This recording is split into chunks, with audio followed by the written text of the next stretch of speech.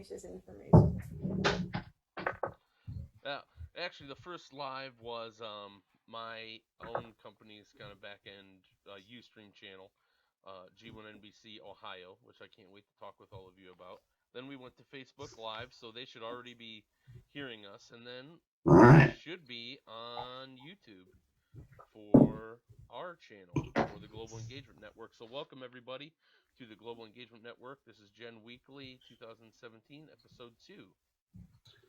Hey, yeah, thank you everyone for coming. I'm Sean Porter. Again, like John said, this is Gen Weekly, a weekly broadcast for the Global Engagement Network Media Co-op. No scripts, no corporate influence, just real talk about issues, trends, stories, and headlines from the previous week. Don't just watch, engage with Global Engagement Network. Hey everybody, it's John Spalding, Allison Peters, and Sean Porter from the Global Engagement Network. Thank you everyone for being here tonight, and make sure that you are sending Ryan a lot of comments and questions. Hopefully he's in YouTube bailing out, so he will keep track and bring us in there.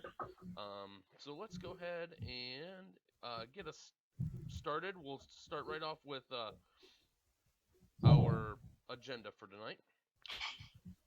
And so if you look here, we're going to do a little bit of a opening, which we're doing now. We'll talk about independent media and kind of our convening question for our monthly conference call. We're going to be having 12 conference calls this month as part of the Global Engagement Network, and we look forward to inviting you and having you be a part and helping us grow this media co-op that we're forming.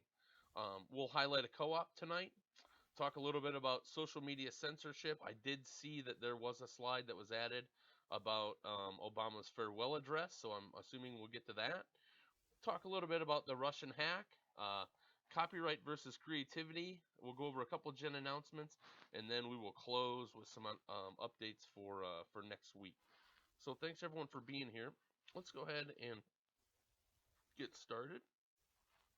First, as you can see, January is Independent Media Month for us here at the Global Engagement Network, and we hope that you'll be able to attend our live conference call on January 29th at 7 p.m. Eastern Time. Our topic is going to be, what does a 21st century media cooperative look like? We put a couple quotes in there from last time. Independent media has to learn to cooperate in order to compete. What conversation should we have this year to grow the cooperative by members and audience or reach? And let's use the tools that we have to create a space for all types of micro content and live streaming. Those are just some of the questions that we'll be diving into on the conference call, and we hope that anyone out there who is interested in what we're doing and the topics that we bring up on Gen Weekly and in being part of a progressive voice to bring media control back to the 99%, that you get involved with us and come to our Gen Monthly sessions. So thanks everyone for being here. As I said, I'm gonna highlight a co-op. Well, actually, Ryan, you put Sean, you put Obama's farewell speech up there first. So I'm guessing you want to slide it in, so you have something to say about it. Well, I figured it was big enough that we're so busy with our own stuff that we kind of overlooked having this be a topic that maybe people watching just stopped being able to, or just stopped watching, and so I thought we'd talk about real quick what everyone thought if they were able to see it, and no Citizens United was mentioned until the very end. He did talk about, getting money out of politics. All in all, I thought it was, typical, but not in a bad way.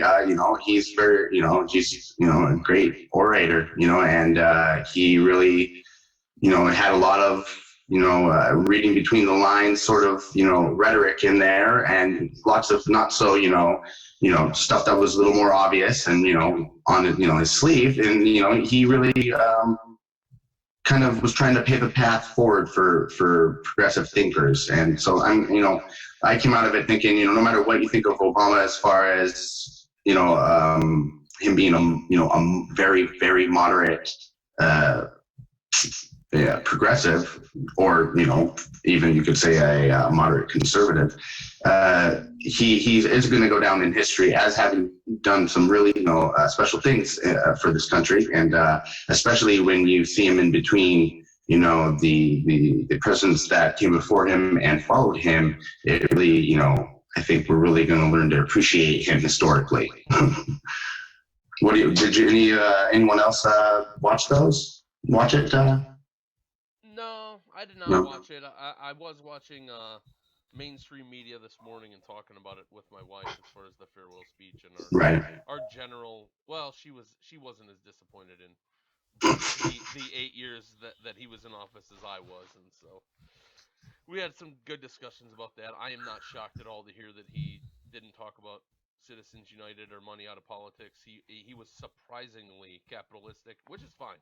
Right? Well, he did actually. He mentioned money out of politics. I'm sorry to interrupt, but he did mention money out of politics, kind of in a glancing way, but not Citizens United by name. So okay. Yeah, and so he also, I don't know, Allison, what are your thoughts? And then maybe I'll chime back in. It's not anything new. For me, it's always easy to fall under the sway of listening to Obama talk. He is a great orator. When I look back on the last 8 years of his presidency, I'm really underwhelmed. There's a lot of things that have gone on, including all of the drone strikes. He's been the deporter in chief, took away habeas corpus. There's so many things that his legacy is handing over to Trump, which is really frightening. And I think that a lot of the critics have been silent because he is, he's supposed to be from the left, and he talks so well, he's so likable, as opposed to something like a Trump. But anyways, I'm supremely disappointed with Obama, but I never expected anything from him to begin with, unfortunately. Gotcha. That's my takeaway from his presidency. Hey, Sean, you have to remember to unmute yourself when you're live. Oh, I was just talking to myself. It's fine. No, you made some great points. Yeah, he definitely didn't do things the way everyone necessarily wanted him to at the end of the day. And there's some, things that aren't great about what he did, especially in terms of handing the reins over to Trump, as far as like freedom of the press goes and that sort of thing. So, yeah, it'll be interesting to see what the future brings. Did you have something to finish up on? And then we can move on John.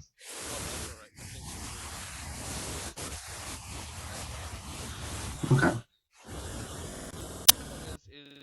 Our next segment is our co-op, and we're going to introduce another media co-op. And this is called the Media Co-op. So I think it's interesting that there is a co-op out there. It's a Canadian co-op. They do local independent news for Halifax, Vancouver, Montreal, Toronto. The name of their publication is The Dominion. There's a lot of great information in there. I put the link to it on the slides.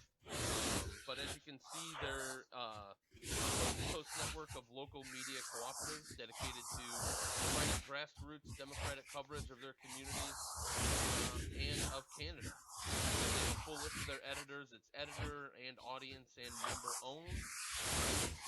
Reader funded and member run. Hundreds of people.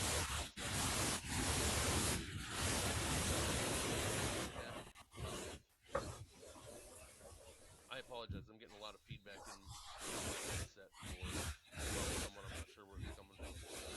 But just as they're also seeking to fund journalists and produce high quality, in-depth reporting. So I thought it was good to know that there were some other media co-ops that were out there doing this type of work. And I think just highlighting a cooperative every week that's out there doing the great work, I think that's a service that we can provide as we're launching and as we're more formally organizing as a cooperative. Any reactions from you guys? I know that Allison, you have some experience with these. Being originally from Canada, I'm a big fan of the media co-op that's set up there. They run themselves on member-based contributions, and they do a lot of great journalism. It's mostly, I would say print-based, but it's electronic media mostly. They also have some print media that goes out, and they're great people. They do great work. Another great thing about this site, and that I know some people, including loosely myself, well, I was interviewed by somebody one time, and people can post their articles to the site even if they aren't being featured in their official versions. So they have a way that just like anybody can post their articles. You write an article.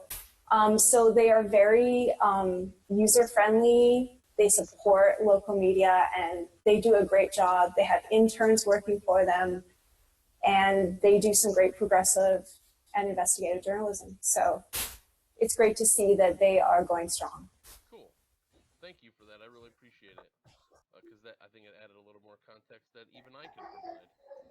So let's go to the next one. Or Sean, go ahead. No, I was going to ask, just so they've been around for a few years. They weren't something that kind of correlated or were brought together by the recent media problems. I believe their website said they've been around for 7 years. Oh, okay, Yeah, interesting. Yeah. I don't know what's on their about page, but that's what I remember more. They have been around for, I guess it was sometime before 2010. I can't remember exactly when, with recent to that. The Media Code itself, the Dominion, was around even longer than that. Right. And yeah, they're great, and they invite the public into their local forums. It's kind of like town forum that they have sometimes, or at least when I've been involved. So they get feedback from the community, and it's fantastic. They're really in touch with grassroots movements. Great. So today is a very random Gen Weekly. There's no real smooth transitions. I think that's why Ryan called it. What did Ryan call it in our social media promotion? Does anyone remember? No, I think he called it. I don't. He called it like a salad bar, but with media instead of vegetables. That's right. Like Yeah. So. Sort of a media potpourri. Yeah, that's what it is, and that's what we do here. So when you get 4 or 5 people in the same room, and we all make one PowerPoint for a 30 to 40-minute show, you get what you get. Okay, everybody? So going on to the next one, Sean's going to talk about that, and this is talking about our censorship and social media kind of segment. So let's go ahead and go right into that, Sean. You can see I'm on the slide number 6. Yeah, definitely. Thanks, John. Everyone was, or I bet a large number of people were watching, the President Obama's farewell speech, through Facebook and Facebook Live. I know I was, and so this was, something that's kind of along those lines, because Facebook actually started cracking down on some of the misuses and reinterpretations of Facebook Live. Now, what it essentially means is, as they're bringing this software and this technology about, and they're trying to be like the next big thing in streaming, people are naturally trying to find ways to take advantage of the technology and use it to their benefit to boost their posts, albeit maybe in what unnatural way. So instead of naturally live content, they'll do some of the things that you'll see on this slide that they're referring to, and they're just different ways to get people to interact with the post in order to boost it.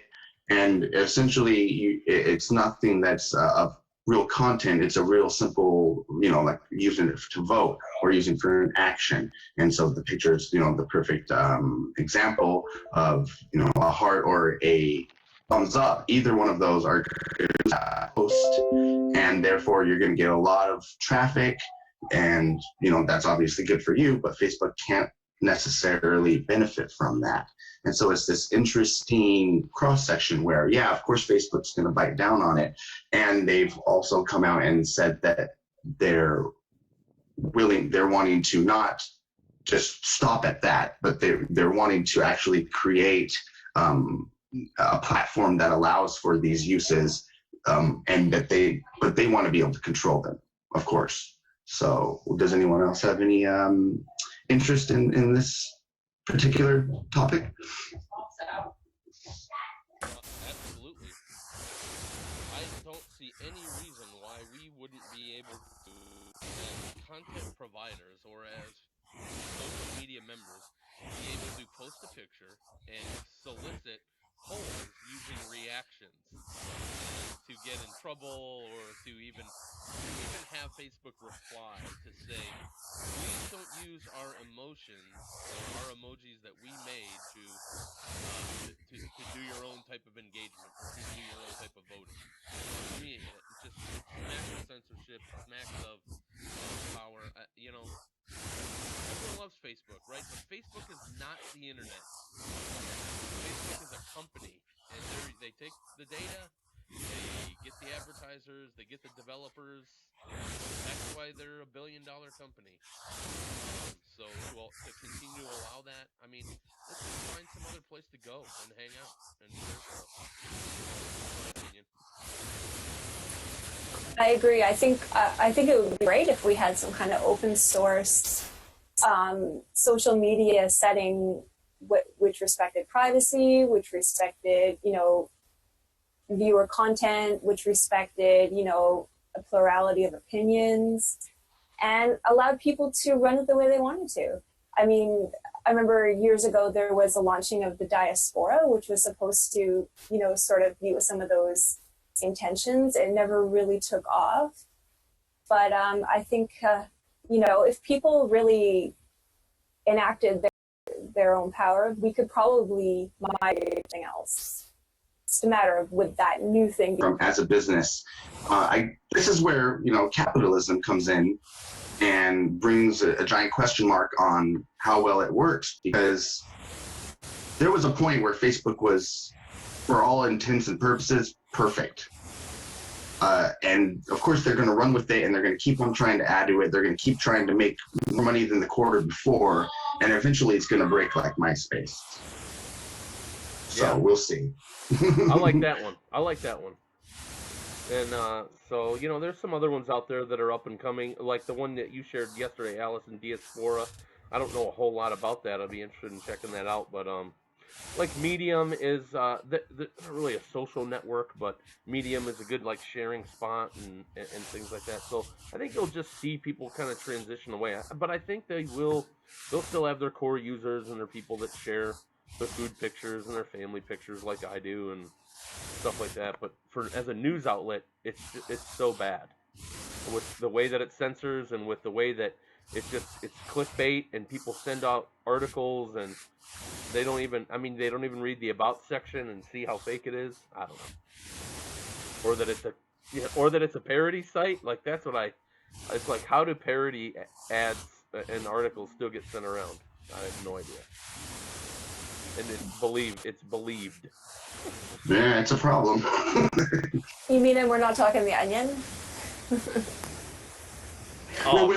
When you have to start questioning the Onion into its reality, like, is this a real headline? You're in a messed up time. When you see things that are supposed to be real that are actually not The Onion, and yet you wonder. There's some times where I've read The Onion and I'm like, I have to look and see and say, oh, it's from The Onion, never mind. Yeah. Well, I mean, it's interesting when you mentioned about Facebook. I mean, is there a way for to play someone's version of the devil's advocate for a second? Is there some way that you can have these social media sites and them to be a viable business, them to make, support their staff, make a decent living and everything like that, and yet not be completely unfettered capitalism? Because I mean, Facebook, it's got a good deal of money as it stands, and they're doing just fine. But they have to keep finding more and more ways to have that next quarter be improved, right? And that strikes me as being unfettered capitalism, when they just find more and more ways, and it's not to the benefit of its actual users or its users' desires.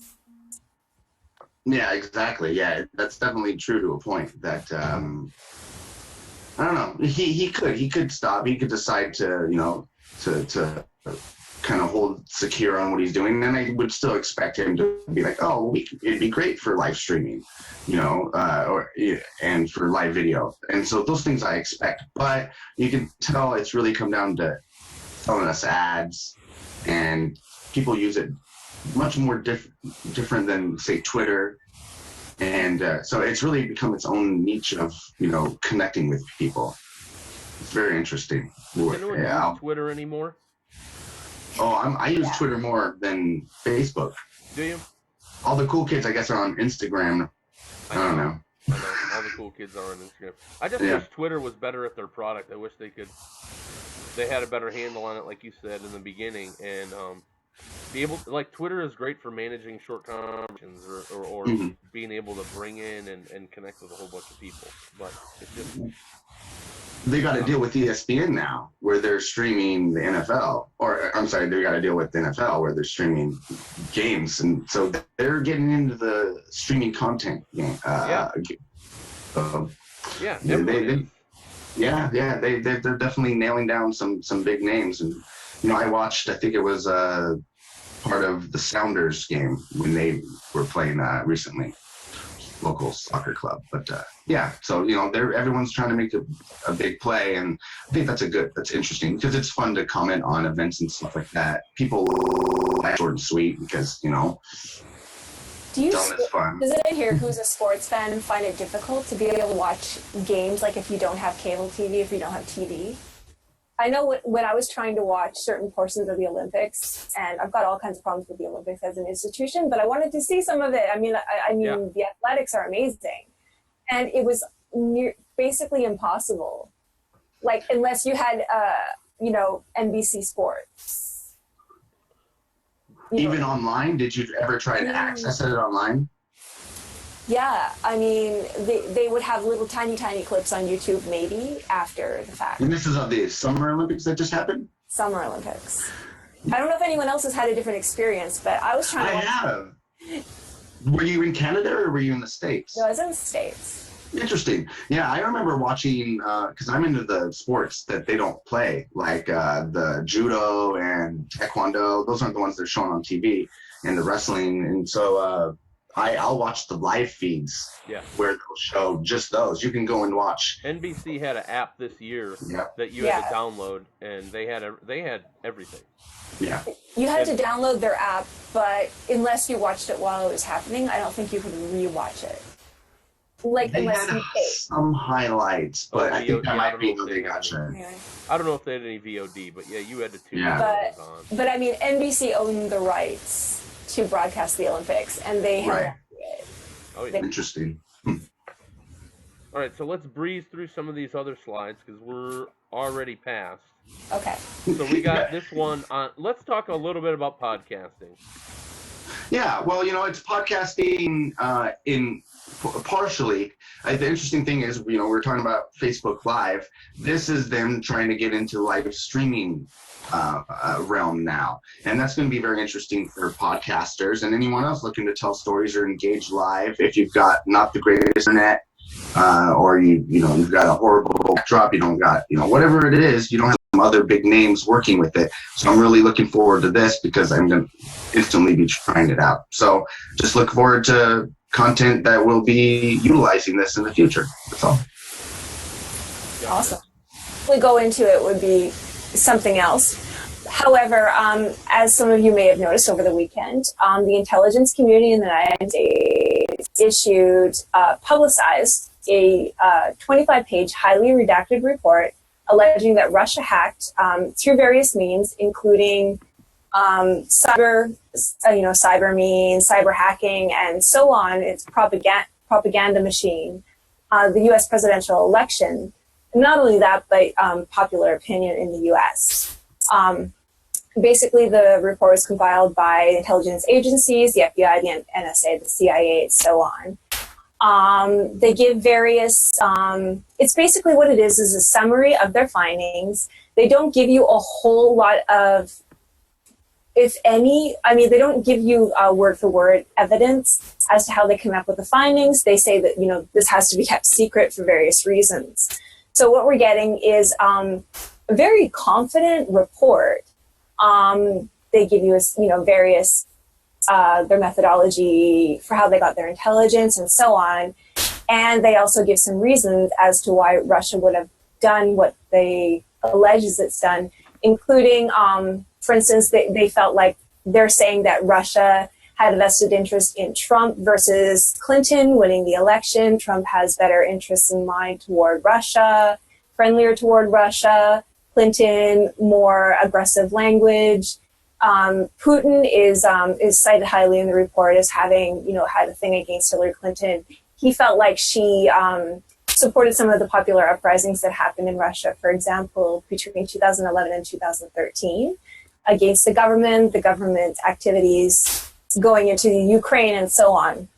Some of the people and some of the entities that the report cites as having been sort of the guilty parties include the persona Guccifer 2.0. They say that this persona that hacked into the DNC emails was, and they say this with high confidence, they keep saying that in the report, it was an entity of basically Russia's version of the CIA, their intelligence agency.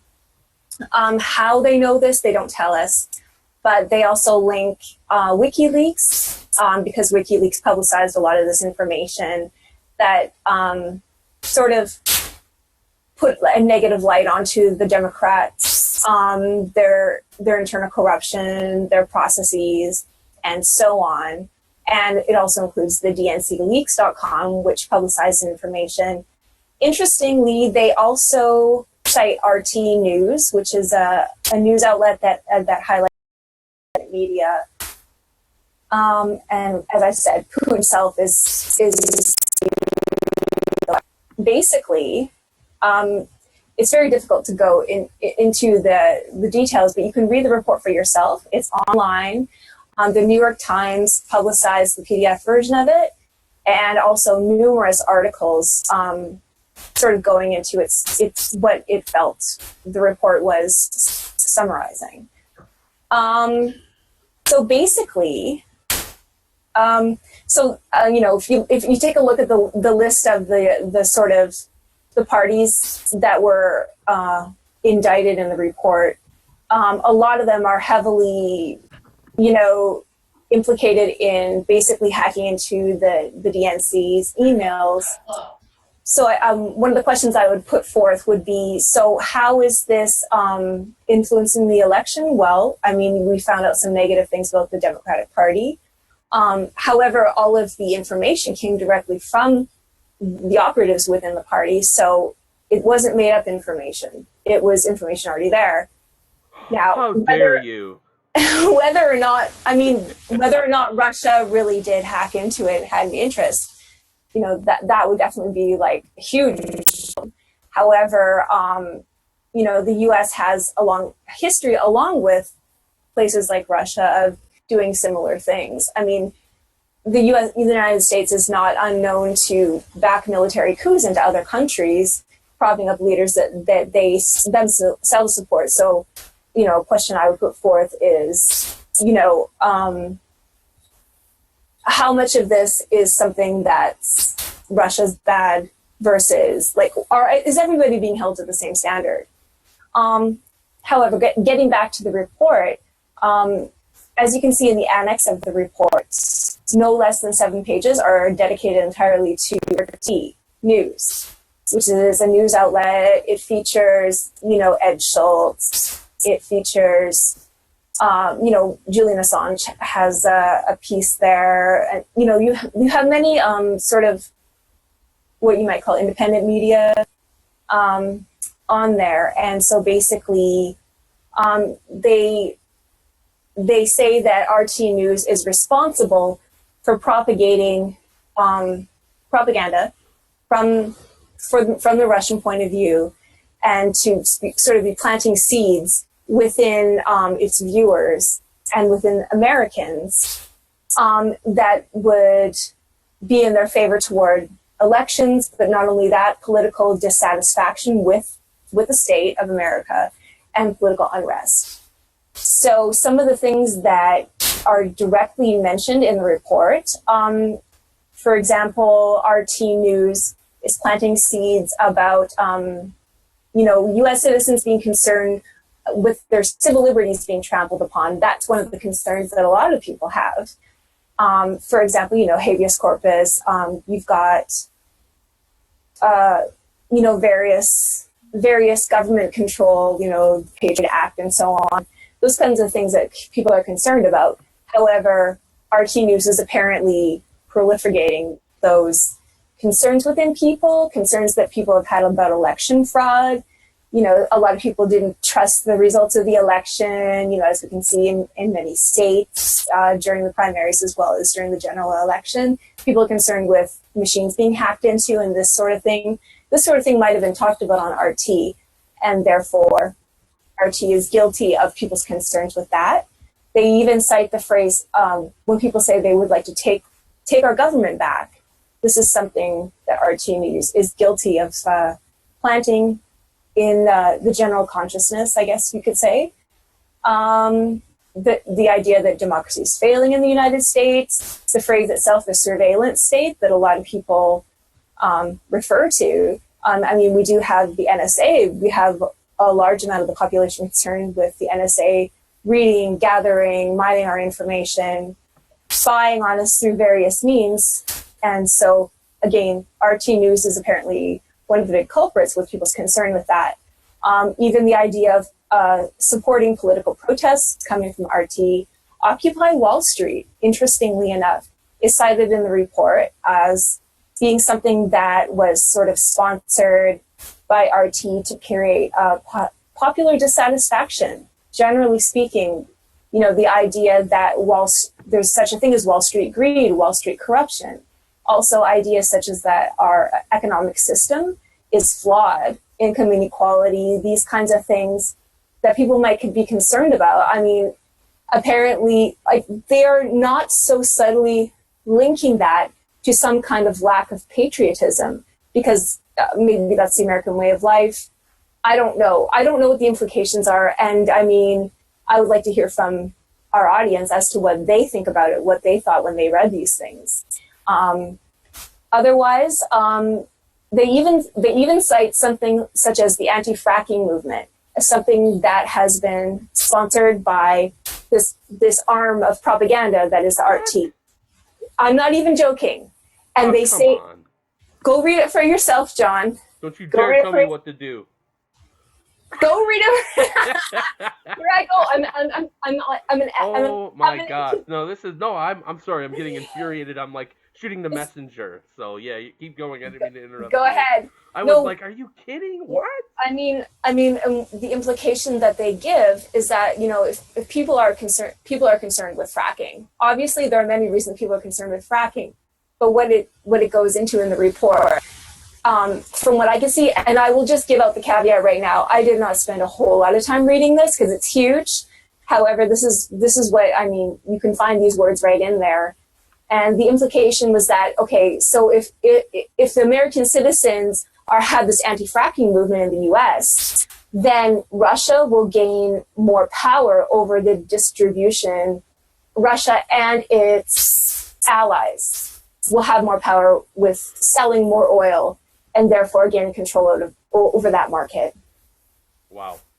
Yeah, so go ahead and right. And how funny is it that they can so that's already an attempt at shaping the narrative, in my opinion, right? That is, you're blaming RT for influencing our opinions about how we feel about you coming in and building pipelines in our backyard, in Native Americans' I gotta say, myself, and I can't speak for a lot of people, these things have been concerns of mine before I even saw the first program on RT. The only one I've ever watched is Chris Hedges' show. And speaking of Chris Hedges, going on to the next slide, there have been detractors of the report from the left and from the right. A lot of it has been based on its lack of outlining the actual evidence. And they say that they redacted that part, so I guess the public isn't allowed to find out why. But we're supposed to trust them. I don't know. It's a summary, and so anyways, but they're from the left and from the right. I mean, you have people on the right, such as Trump, who are saying, oh, you're just sore losers, Democrats. I won. Get over it. Stop blaming everybody but yourself. And, but we also have people on the left who are also highly skeptical of the report. For example, one of the articles that I read was from Pulitzer Prize winning journalist Chris Hedges. He writes an article in Truthdig, and it's called "The Real Purpose of the U.S. Government's Report on Alleged Hacking by Russia," published on January 8th. So he gives about 4 reasons as to why the report and, the power brokers that have distributed it have done so. Number 1 is to give an excuse from the Democrats. It's their excuse as to why Hillary Clinton lost the election. So instead of doing an internal autopsy, looking at what isn't working for the party, why they might have lost, they're saying, okay, let's blame Russia, and that kind of gets the attention off any kind of internal analysis. He alleges in his article. Also, another reason would be to undermine and potentially even impeach a Trump presidency. And so they're sort of gathering fodder for that, or at least undermining him to the point of, I don't know, perhaps him not having a second term. Who knows? I'd be okay with number 2. I would be okay with it too, except there's some reasons to discredit Trump that we don't need to make anything up. I'm not saying. Right. I'm no, not I got that, you. I'm totally. I mean, and maybe Trump did collude with the Russians to hack the election. I mean, it could entirely have happened. From my purposes, I would say, show me the evidence. I can handle it. I think that people are a lot smarter than sort of they're making us out to be. Just trust us, guys. We've got this. And so also another reason might be to expand NATO into regions east of Germany. Reagan promised this wouldn't happen after the collapse of the Berlin Wall and so on. They said they weren't going to do this. However, according to Hedges, if they expand NATO east of Germany, they can start to sell, because whenever NATO does go into regions, they're able to sell more and more weaponry from America, and therefore bolster up the military-industrial complex, make more money, and so on. I'm paraphrasing very loosely here. Number 4 would be, as we can see through the indictments against RT News, to discredit independent media, and not just through RT News. Journalists such as Glenn Greenwald, who is one of the founders of The Intercept, he's also, prize-winning journalist. There's a huge smear campaign against him right now for colluding with Russia because of his questioning of the process of these allegations. So basically, Hedges says, independent media does not have a lot of platforms by which it can operate right now. One of them is Democracy Now!, Amy Goodman and Juan Gonzalez's show, and that hits national airwaves. Another one is RT News. There's a rollback in a lot of these platforms. For example, Al Jazeera English closed down, so that one can't be used anymore on the English audience. Yep. Also, you have stations such as NPR whose funding have been cut. And one thing I would like to mention is that RT, it's a state. They mention many times how it's funded by the Russian state. That's got to be a problem, absolutely. But you take stations such as, did I say PBS? I meant NPR. You said NPR. Okay, so these ones are also funded publicly. But not only that, you have stations, all of the corporate media, including CNN, have huge, huge tax breaks given to them by the state, by the government. And if that's not basically funding them, I don't know what is. How many zillions of dollars have they saved through that? So, I mean, if you're going to make these links, you might as well do them straight across the board. And so basically,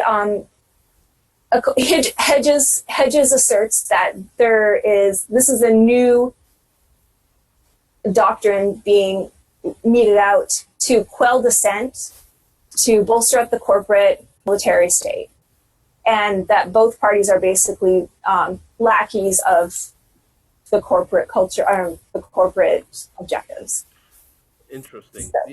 You know, that's so hard to quantify for me as far, so that's I think where it kind of gets lost for me as that, unless it really isn't our corporations more so than it is our Wall Street and banks and our institutions. Like, I don't know how much a little brand of a food company. I know that all of the food companies are essentially owned by like 12 major companies, but I don't know how much it is their fault or their problem rather than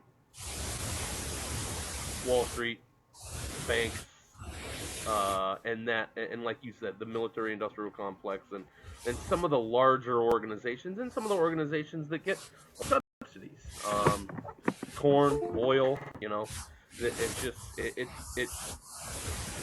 I think we can identify it if we did enough work to figure out really what was going on and stop it from happening. Because what happens is they force people into keeping these subsidies in these organizations because farmers rely on it. Yeah, Workers and absolutely. employees here rely on it, and that type of stuff.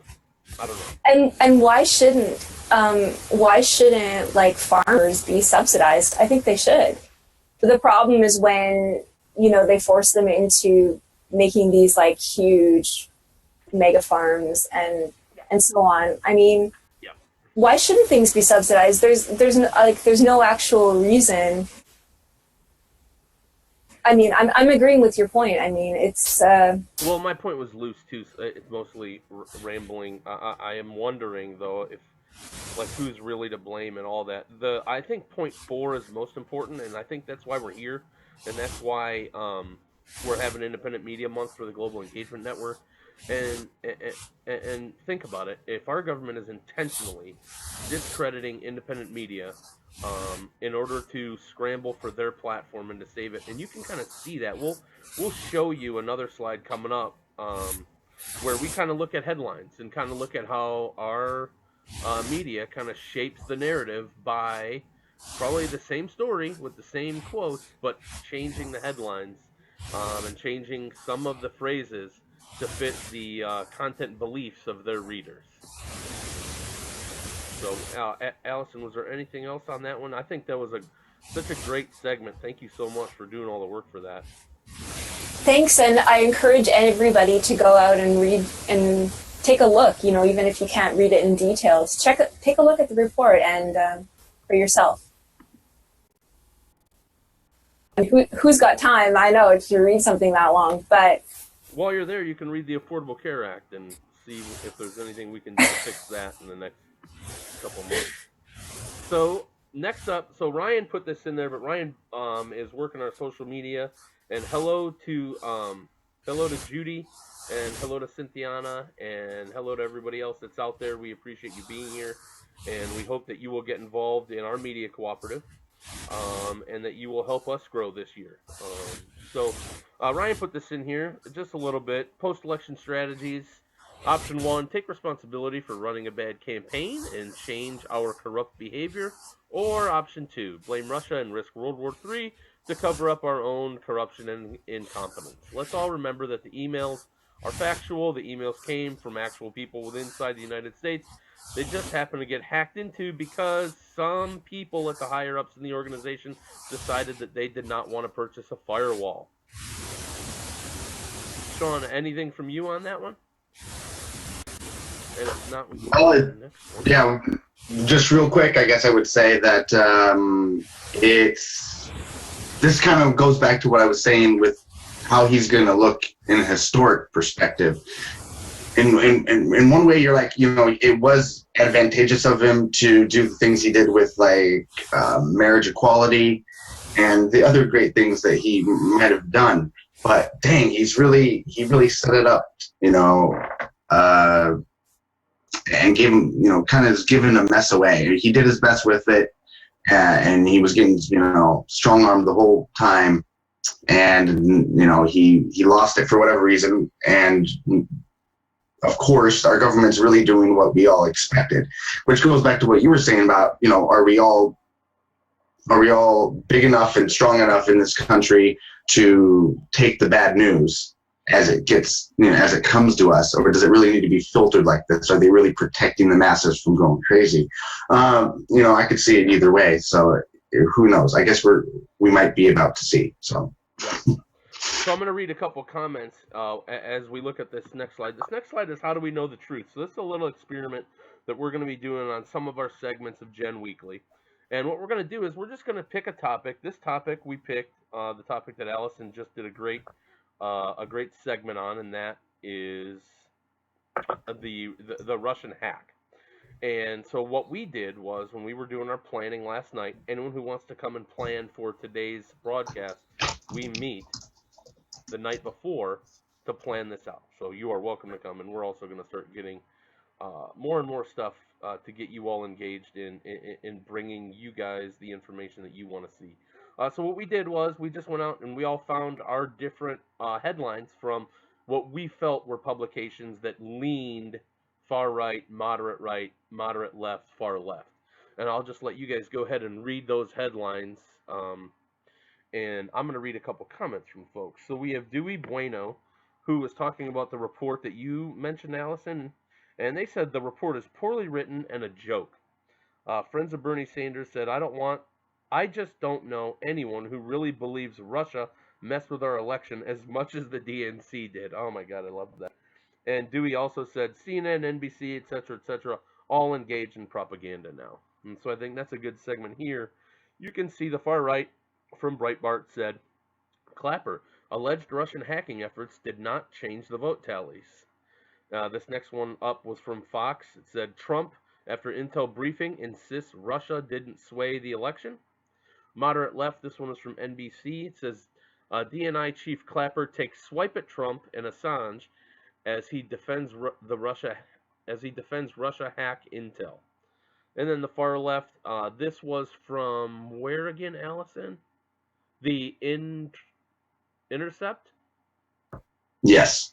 And it says, underwhelming Intel report shows need for congressional investigation of DNC hack. I really think that you can see some differences between all of these headlines. What do you guys think? Just a quick hit. Yeah, I thought it was a very interesting little insight into how the outskirts are kind of in some almost so far reaching now that they're almost coming around and touching, and we saw that early because you saw this sort of weird Trump Bernie Sanders mix, right, where people didn't know, they just knew they wanted something different. And it turns out that they really kind of, the undernotes of what they wanted was actually very, very different, but they both still wanted change. And so to me, it makes sense that the rhetoric and the narrative on the far left and the far right are going to be, I would expect maybe to see a little bit of a similarities depending on the topic. But yeah, so that's what did you think, Allison? Yeah, it's really interesting how much can change in a headline. I mean, the headlines really, really set you up for the rest of the article. So, yeah, same topic, 4 different takes. It seems like the ones in the sort of the center, so to speak, are more in alignment with one another. I don't know. I suppose you are right in a way. I was kind of saying it the backwards, but you're saying that the moderate left and moderate right. I guess it also depends on the topic. Yeah, and that's why I think it's interesting. And I think what we're just going to keep doing is every week we'll pick a topic and we'll pick 4 headlines from those different publications, and let's all kind of experiment this year and kind of say, how do they shape? How do the different media outlets kind of shape just by a headline? Because that you read the headline, it's just like what we talked about with the fake news and with the clickbait articles on Facebook. People read the headline and dang it, they believe it, and they don't even have to read the article. They know that it's true regardless. And I think that's important. It's important to pay attention to. One thing I notice before we move on is when it comes to like the right and the left, just strictly looking at it partisan. I would say that the left headlines at least show a little tinge of what's the word I'm looking for specificity, for lack of a better. Just they're going into the weeds a little more, even in that. Like maybe they're digging a little deeper. I wonder if those were longer articles, or the ones that are from the right are kind of Clapper alleged Russian hacking efforts did not change the vote, so no effect. The moderate right, after intel briefing, it says Russia didn't sway the election, no effect. And then on the moderate left, you've got Clapper at swipes at Trump and Assange, says he defends Russia now. There's no real solid stance one way or the other. You have to read to figure it out. And the same thing on the left. It's like they're just saying, they're kind of saying it in a very, in like a policy heavy way. Yeah. Whereas the right, they're definitely not trying to go into that. They're just kind of telling you what to believe, and they're not setting it up like, here's two different sides. And so, yeah, that's kind of what I see the differences as. Yeah, agree. And the moderate left and the far right both mentioned Clapper, and probably said both things in the same sentence. And the outlets took the sentence and or the thought that aligned with their view and put that into the headline. I thought that was interesting. All right, guys, so we are nearing the end of the broadcast, so we're going to do a little bit of a transition into kind of what we have coming up. And so I'm going to go ahead and go to slide 14. And Sean, if you don't mind, if I put you on the spot, I put a couple links in there, but if you want to go ahead and go through some of the stuff that we have coming up for the month, that would be awesome. Sure. Of course. Yeah. Thank you. Well, coming up this month, it's Independent Media January. So you can come and see us every Tuesday night here. It's going to be at 10 p.m. Eastern time, and that's going to be on YouTube. I believe we're on Facebook Live now. And so you can feel free to chat with us and send in, and we're always going to be using the hashtag GenWeekly. And so you can always chat with us while we're live. And, of course, afterwards. Gen Monthly is going to be a special monthly web conferencing. It's going to feature special guests, interactive small group brainstorms, action planning for the future of the co-op, and more. It's going to be really fun, and we're really excited to put this together, kind of a pilot run at the end of the month with some great independent media minds, and it should be very interesting and fun. Also, we've got Face to Face Seattle on Facebook. We're in the works with other face-to-face programs. That's basically just one-on-one live on Facebook right now we're using VLive platform and just looking for different ways to engage with people. And of course we have Take Issue with Nico Nolan, who can't be with us tonight, but is always here in spirit. And she's always behind the scenes working for us. And of course, be sure to sign up for our newsletter and stay up to date on everything going on here at Gen. You can find that and sign up for it and find out more about us at globalengagementnetwork.com. And thanks for watching. Awesome. Thanks, Sean. Allison, I'm going ahead and I'm going to bring up slide 15. I don't know if you have your slide deck open, do you? If you do, I do. Let's share. So here's what's coming up at the Global Engagement Network in 2017. So this month we're focused on independent media, and February, Allison, let's trade off. All right. Yep. So February, we're going to be featuring civil rights. March, we are doing water and its protectors. In April, we're going to be featuring healthcare. May is art, anarchism, and activism. And June, we're going to be featuring LGBTQ history, rights, and the movements. July is civics. Everyone needs a civics lesson. I know I do. No, you don't. I do. I'm looking forward to it. And in August, we're going to be talking about climate change and environmentalism. September, who's working? Labor, women, and immigration. October, we're going to be heading on to the territories of net neutrality. November, we're going to do Native American rights and the history of Thanksgiving. And in December, we're going to wrap it up with capitalism, consumerism, and Christmas. And just a reminder to everybody, we love hearing from you. We really appreciate your comments. We want to feature your voices in our shows and in all of our work here. So we really appreciate you joining us today. And please feel free to give us any feedback and ideas that you might have. Awesome. Thanks, Allison. And once again, we are the Global Engagement Network. You can find us on YouTube. This is our website up here. There's a little bit about us.